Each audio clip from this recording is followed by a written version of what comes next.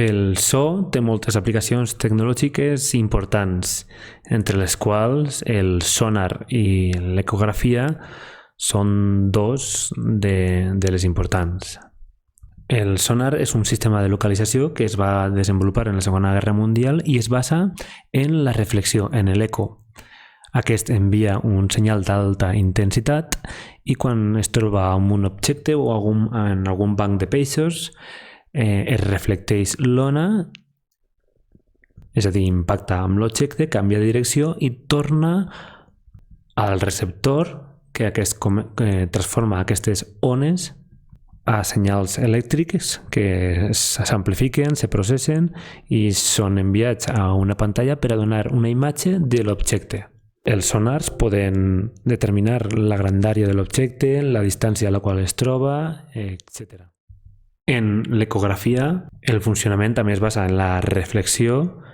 La sonda aquesta sonda d'ací emet una vibració d'alta freqüència a través dels teixits i quan es troba amb els teixits de composició diferent, reflecteixen l'ona i la sonda recull el so que els arriba de l'ona reflectida i els transforma en una senyal elèctrica, en un senyal elèctric.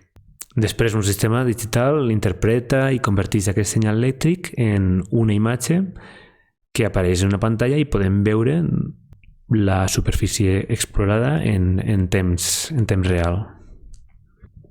Bé, i no només té aplicacions tecnològiques el so, sinó que molts animals ja ho fan servir, com per exemple els dofins i els ratpenats. Quan les ones sonores d'aquests animals impacten contra un objecte, es reflecteixen i els indica per ecolocalització la distància i les característiques de l'objecte al qual han impactat.